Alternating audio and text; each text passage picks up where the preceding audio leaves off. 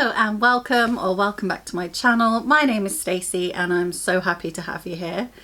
Today we're talking about The Artist's Way by Julia Cameron, and this book is incredible.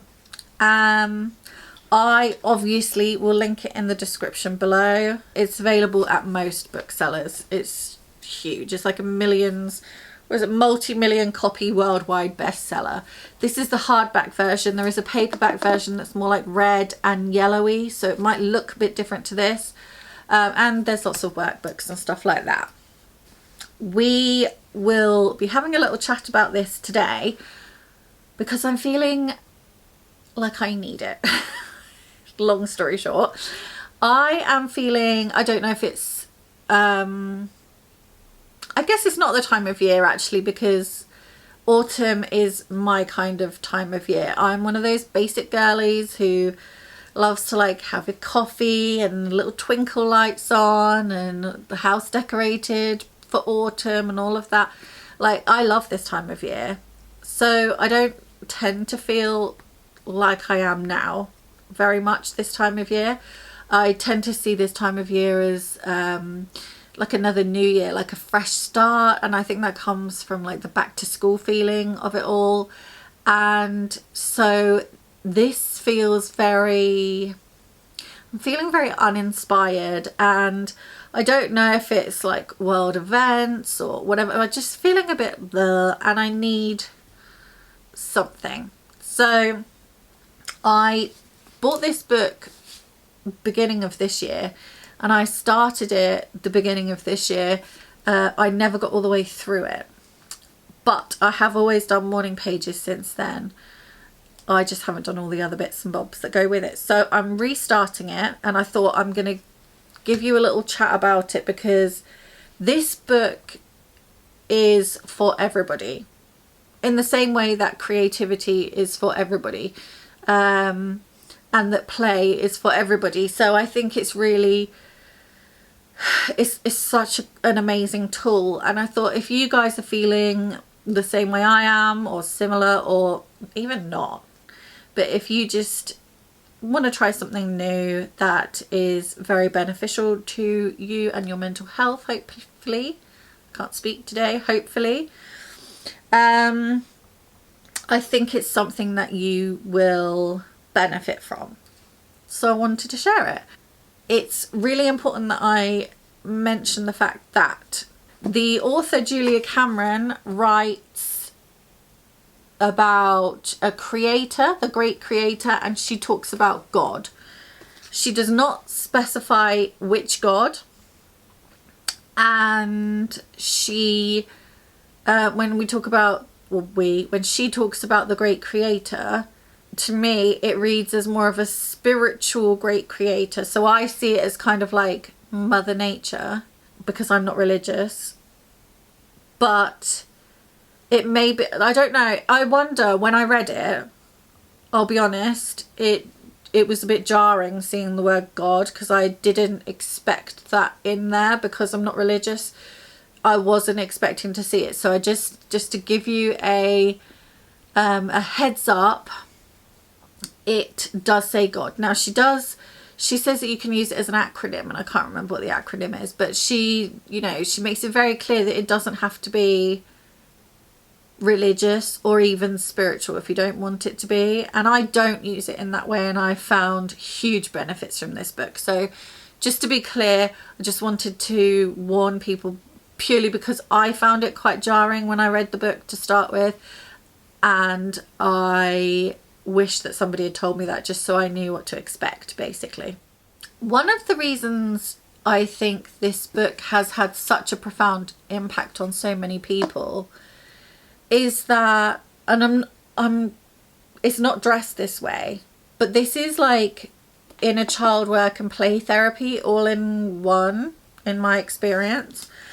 And like I say, it's not dressed up that way, and I'm not even entirely sure that the author, Julia Cameron, intended it to be that way. The vibe I get from this is that she started doing things intuitively. She created this program intuitively, and found that that worked, and so did it. She doesn't talk necessarily about any specific training that she's had in psychology, psychotherapy, therapy, anything. I just get the impression that she just did things intuitively and they worked. But the way I read this book from my kind of in an academic mindset, because I'm currently studying child development, childhood and youth studies, the tasks and the exercises, whatever it is she gives you, and the way the entire book is framed, very much, in my opinion, just my opinion, fits in with like deep inner child work, play therapy, and yeah, it's kind of in stealth mode is how I would say. So let's talk about the book. So it starts off with an introduction where she sort of tells you about how, what's the word, she talks about her whys and how she came upon doing this and developing it and what to expect and things like that. Two of the pivotal tools that she uses in the book are morning pages and artist dates. So in the beginning, she'll tell you, before you even get to week 1, she'll say that you have to, as soon as you do this and as soon as you sign the contract, because there is a contract, let me see if I can find it here. So you sign a contract, and I signed this in March 2024. So actually it was the day after my birthday in 2024, and you basically sign to say that you are going to undertake it and you're going to devote time to it. And it's more like a contract to yourself. So she talks about morning pages and how you need to do them every single day. They are crucially important for every single day. It's a non-negotiable. So morning pages, what are they? They are 3 pages of stream of consciousness thought as soon as you get up in the morning. So that's kind of the prescribed, what Julia prescribes that you do, and that's it.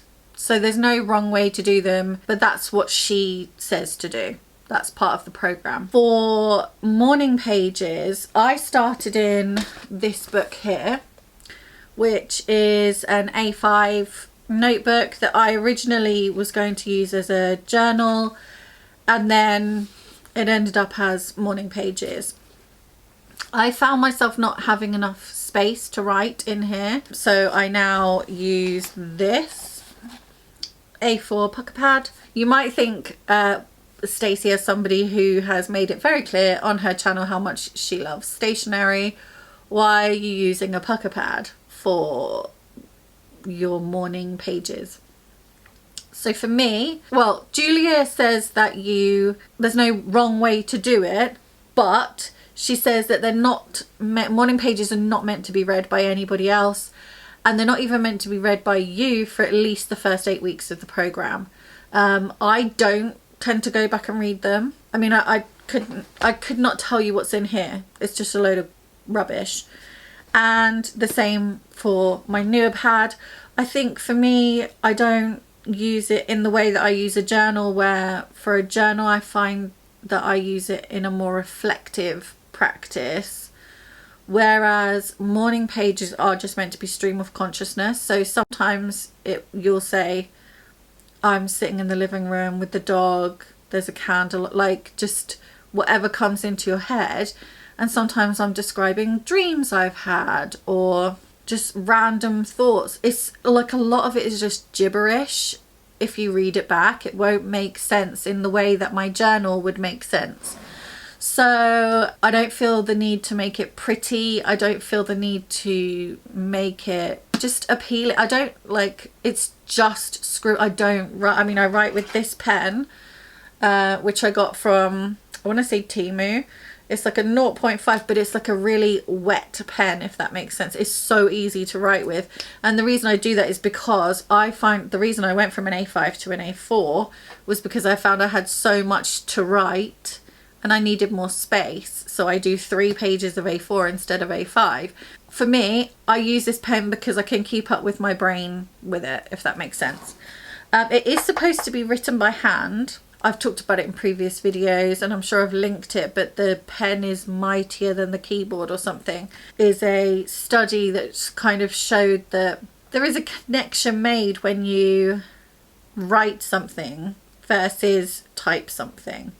So it is important that you write it. When you're writing your morning pages, there will be self-pity, a lot of self-pity probably will come out. It'll sound probably ridiculous to yourself as you're writing it. It might be very awkward, like I said at the start.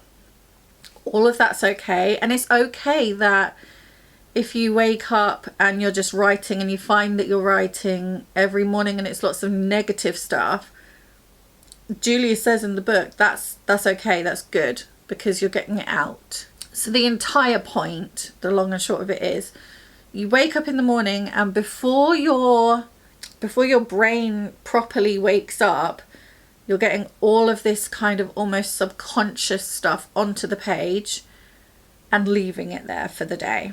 And Julia says in the book, it's your way of putting your inner critic on the page, and she makes it very clear that the rule is you have to be very clear with yourself that your inner critic it's not the truth. Like whatever you're writing isn't necessarily the truth. It's just what your inner critic is saying. And for me, I have an extremely vociferous inner critic.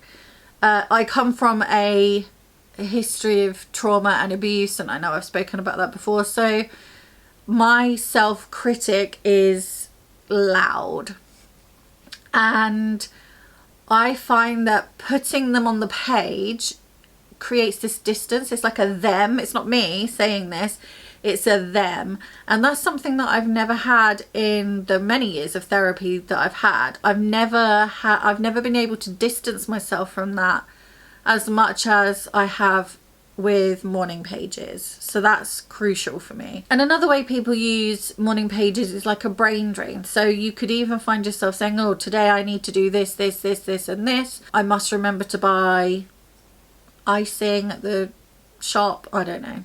I'm saying that because we're baking tomorrow. But, you know, whatever it is that comes in your head, it is meant to just be a load of rubbish and pop it all on the page. So Julia writes in the book, your artist is a child and it needs to be fed. Morning pages feed your artist child. So write your morning pages. So that's how I view it. It's like feeding this inner child and caring for her. Going back to the idea of play, Julia writes, why all this logic brain, artist brain talk? Because the morning pages teach logic brain to stand aside and let artist brain play. And I think that's crucial, is you have these different sides of your brain and you need to nurture them differently. And this is in the society that we live in, quite often our creativity, our play, our artist brain is pushed to the side because we have more important things to worry about, and our logic brain gets fed constantly, whereas our artist brain is not fed anywhere near enough, and we do not play as adults especially, but even children nowadays, they lose that within the school system, I think, a bit, with art not being seen as important as maths, for example. So having a practice like this just exercises that side of the brain a bit. For me, I see the morning pages as a way to engage with my brain before my fight or flight response wakes up. So I tend to be a very logical person because I've had to be. So I try to be very kind of logical and factual, because sometimes when you have experienced trauma and you have complex PTSD, allowing yourself to feel emotions and things like that can be a little bit dangerous, or can feel like they're a bit dangerous. So it gives me that space and that time in the morning to engage my brain before that fight or flight takes over, before my protective mechanisms are in place for the day, and allows me to be like the realist person that I can be. And that actually, if you look at it psychologically, that makes sense, because if your brain is in survival mode, which it often is for most of us actually, probably nowadays, but if your brain is in survival mode, it's been shown that it just can't play. So Julie is kind of, I don't know whether she, like I said, I don't know whether she realizes this, but she's capturing that moment in the day before you're like, when your body and your brain feels that it's safest, and the protective mechanisms are switched off. This is going very deep, I am aware of that. Stay with me. So the artist date. The artist date is a prescribed block of time. She suggests 2 hours, like I said, but it could be however long, that you have to yourself once a week. She's very clear in the sense that this is not a play date with your child. This is not you going out to a museum with your loved ones, your friends, your family, whatever. This is you solo, alone time with yourself.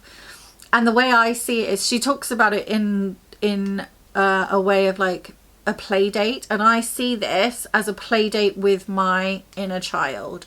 So I try to do things that, in the same way when I'm thinking about my son and I think, oh, what would he like to do when I'm planning a day out with him, I try to do the same for my inner child.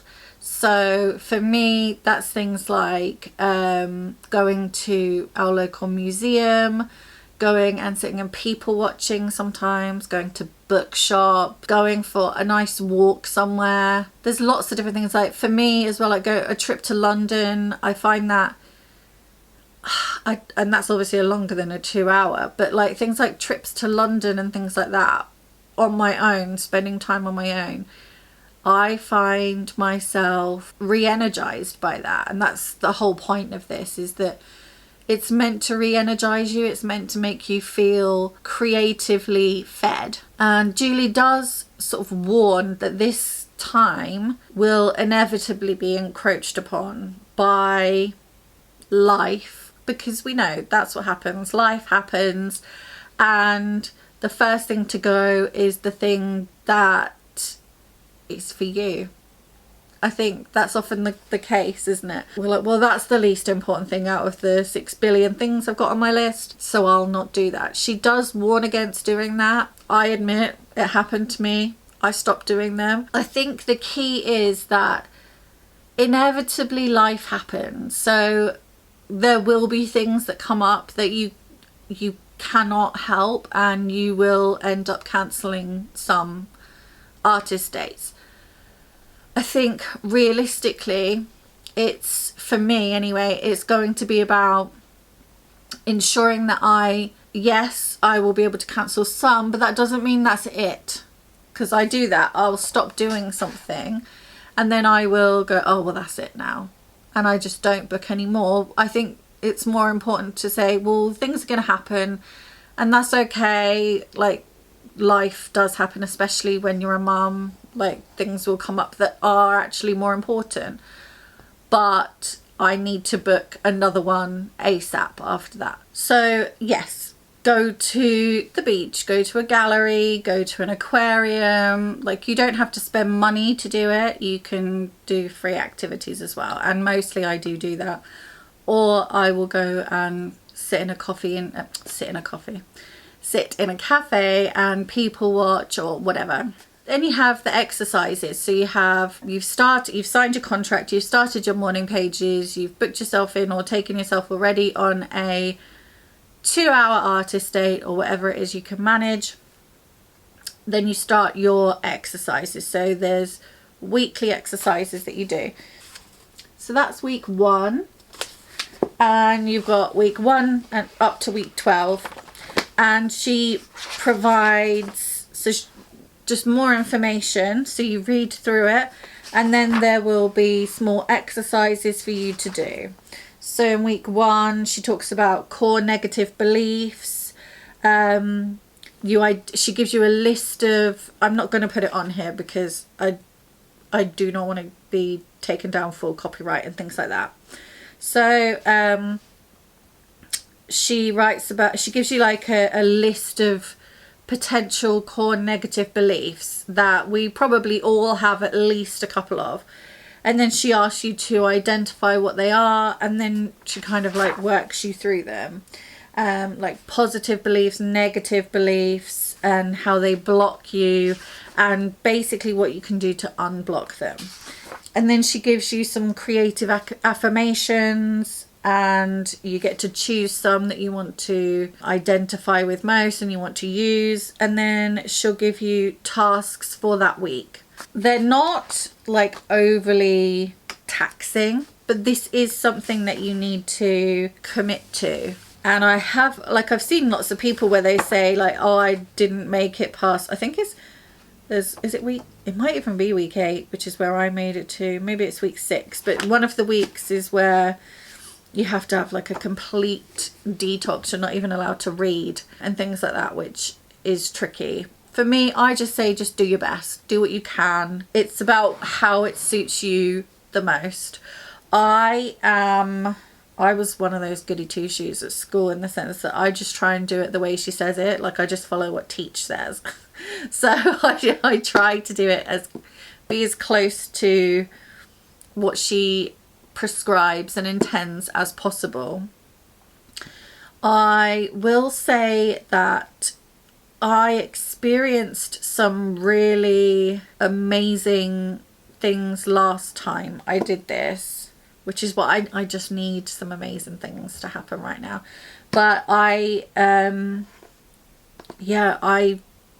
was writing morning pages one morning, and I was sitting right here, and I lit my candle and I had my coffee and I started writing, and I was feeling incredibly anxious about, well, many things, but a lot of it was stuff that's massively outside of my control, world events and things like that. And I woke up immediately with that, which it's a horrible feeling. And I had been doing my morning pages for about 4 weeks, probably 3 or 4 weeks at the time. And I was just writing them, and all of a sudden I was writing a poem, and the only way I can describe it is that it poured out of me. I don't know, I am not a poet. I've written poetry before very badly I did English literature at school and at A-levels, and then I started a degree in English literature, although I was never expected to write poetry in that. So I'm kind of aware of poetry, but it's been a really long time. That's not something that I wasn't thinking about poetry. I wasn't reading poetry at the time. So it was bizarre to me that it just came out of nowhere, it seemed. But I started writing poetry and I couldn't stop, and it poured out of me, and I wrote this long poem about how I was feeling at the time, and it was alright. It wasn't, I mean, it's not going to win like a Nobel Prize or anything, or a Pulitzer or whatever, but it was fine. But that was like a turning point where I thought, this is doing something, because there was no intention for me to do that when I woke up that morning or any time before that. I couldn't find a reason why that was happening, but it did just come out of me. And I don't know, I wouldn't say like a spiritual experience, I'm not quite there with that yet, but it just felt very natural, and it's never happened since. I haven't written a poem since then, but I just, there was something there that day that just took me over. And yeah, I think that was like the proof, I guess, that I needed, that this does something to your brain.